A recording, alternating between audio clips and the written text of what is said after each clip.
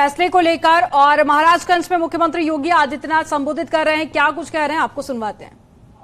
Ready लगाने वाले हर व्यापारी को पीएम स्वनिधि योजना के साथ जोड़ने का कार्य किया है।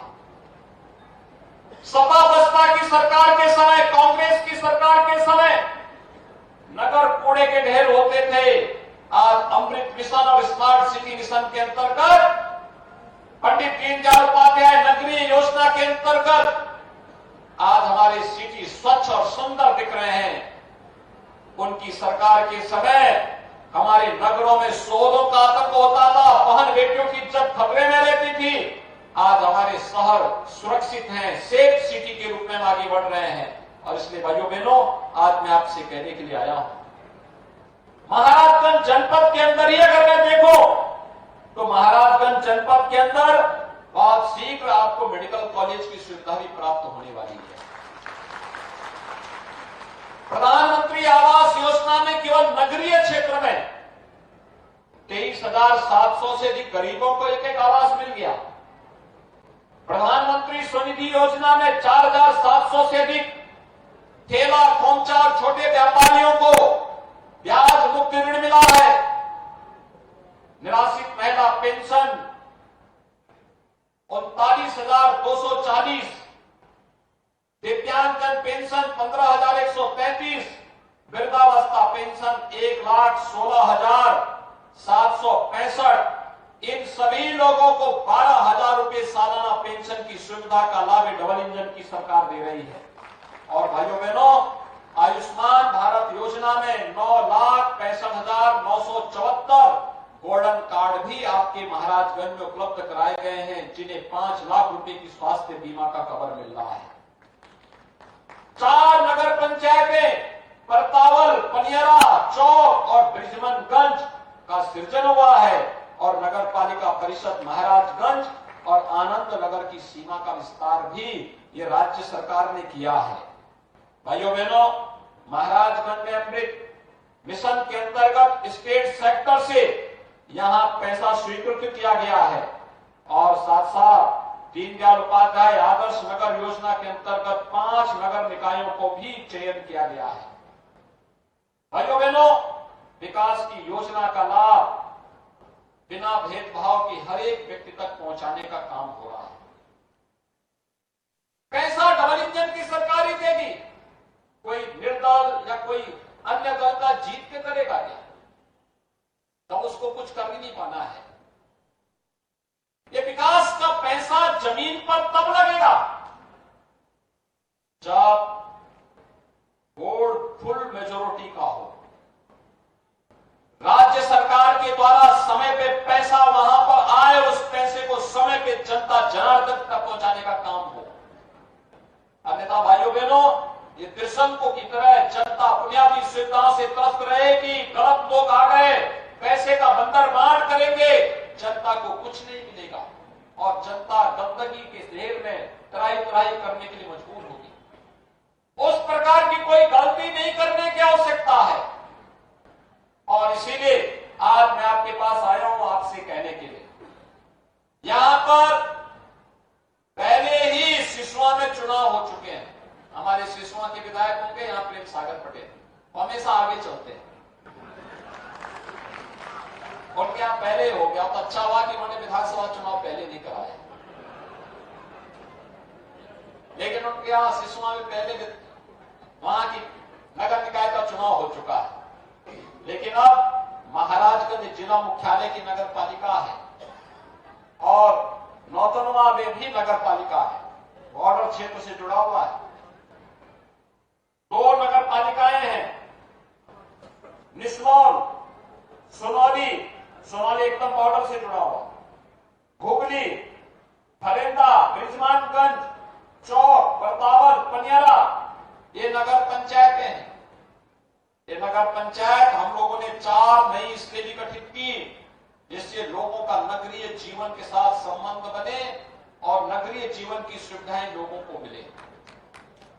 ये सुविधाएं देने के लिए किया गया है, इसलिए अच्छा बोर्ड बनाने की आवश्यकता है, जिनका विकास में रुचि हो। एक सकारात्मक सहयोग के साथ प्रशासन और शासन के साथ तालमेल बिठा करके जो विकास की प्रक्रिया के साथ जुड़ सके। आज आप देखते होंगे चौक में चाहिए, विकास के कार्य हो रहे हैं, दिखाई देता विकास कुछ हो रहा है। नहीं तो महाराजगंज से चौक पहुंचने में मुझे 1 घंटा लगता था, 1 घंटा।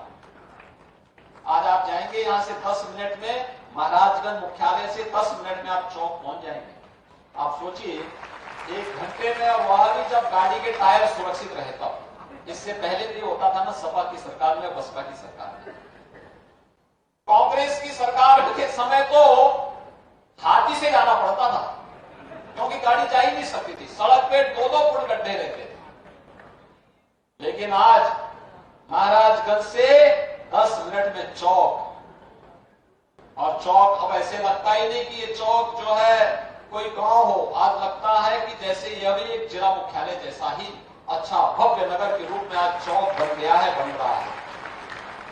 प्रतावल नई नगर पंचायत बनी है, कितनी अच्छी संभावना वहां पर है, 4 लेन के साथ जुड़ रहा है पूरा, और इसलिए नगर पंचायत में चेयरमैन भाजपा का बने।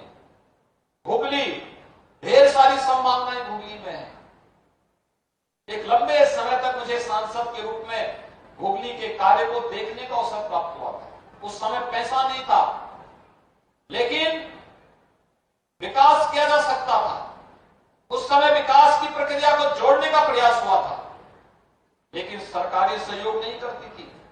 आज तो सरकार कह रही है हम सहयोग देने को तैयार हैं, बोर्ड बनाइए अच्छा, और फुल मेजोरिटी का बोर्ड बना करके मकान गरीबों को मिले, हर घर में शौचालय मिले, सिटी सर्विलांस सिस्टम बने, लोगों को जाति प्रमाण पत्र, आय प्रमाण पत्र के लिए इधर उधर भटकना न पड़े। ऑनलाइन नगर निगम, नगर पंचायत, नगर पालिका के अंदर ये सारी सुविधाओं में उपलब्ध हो जाए।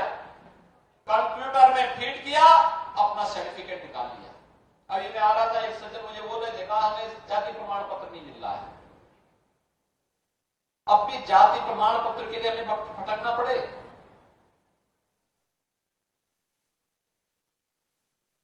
हम लोग अपने नगर निकायों को और ग्राम पंचायतों को ऐसा बनाना चाहते हैं कि किसी भी व्यक्ति को अपने प्रमाण पत्र के लिए गर्दन न भटकना पड़े। ग्राम पंचायत के व्यक्ति को ग्राम पंचायत में, और नगर पंचायत और नगर पालिका के व्यक्ति को नगर पालिका और नगर पंचायत के अंदर से प्रमाण पत्र तत्काल उपलब्ध हो जाए और ये ऑनलाइन हो जाए। कहीं जाने की आवश्यकता ही नहीं है, लेकिन उसके लिए अच्छे बोर्ड को गठित करने की आवश्यकता है। टैक्स जमा करना है तो टैक्स जमा करने के लिए हम अपने घर से ही ऑनलाइन उसको जमा करते हैं, वहां कार्यालय में लाइन लगाने की नौबत ही ना आने पाए।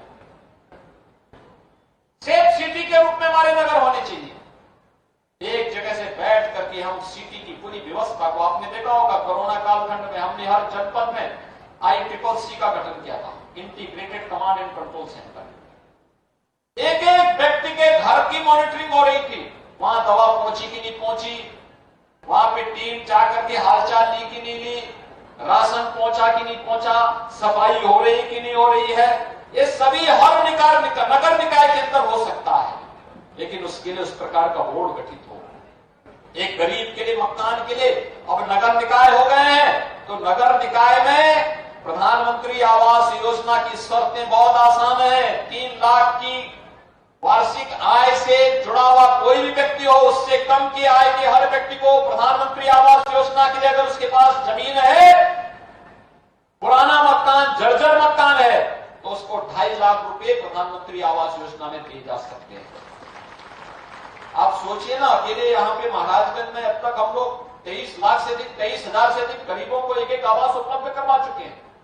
उत्तर प्रदेश में 54 लाख गरीबों को हमने प्रधानमंत्री आवास योजना में एक आवास उपलब्ध करवाया है। और इसलिए भाइयों बहनों, आज मैं आपके पास कहने के लिए आया हूं, हमारे नगर हो स्वच्छ और सुंदर, हमारे नगर हो सुरक्षित। आप देखते होंगे पहले क्या होता था, माफिया सीना तान करके चलता था, व्यापारी झुक करके, नौजवान पहचान छुपाने के लिए मोहताज था। आज हमने ठीक उसका उल्टा कर दिया है। आज व्यापारी सीना तान करके चलता है और अपराधी सिर झुका करके गले में तख्ती लटका करके जान की भीख मांगता हुआ घूमे घूमे फिरता है। भाइयों बहनों, ये परिवर्तन है। सरकार बदलने पर कैसे परिवर्तन हो जाता है, ये परिवर्तन इसी का परिणाम है। जो युवा पहचान छुपाने के लिए मोहताज था, आज वह युवा गर्व के साथ कह सकता है कि मैं भी महाराजगंज का नागरिक हूं, मैं उत्तर प्रदेश का नागरिक हूं। अब उत्तर प्रदेश के नौजवानों को अपनी पहचान छुपाने की आवश्यकता नहीं है। और इसलिए भाइयों बहनों, मैं आपके पास आया हूं। मैं अपने सभी प्रत्याशियों को यहां पर बुला रहा हूं। आप इनको एक बार देखेंगे। और 4 मई को चुनाव होना है। 4 मई को चुनाव के दिन अपने अपने बूथ को संभाल करके, गर्मी रहेगी तो समय पे वोटिंग करा देना, ये तैयारी करना।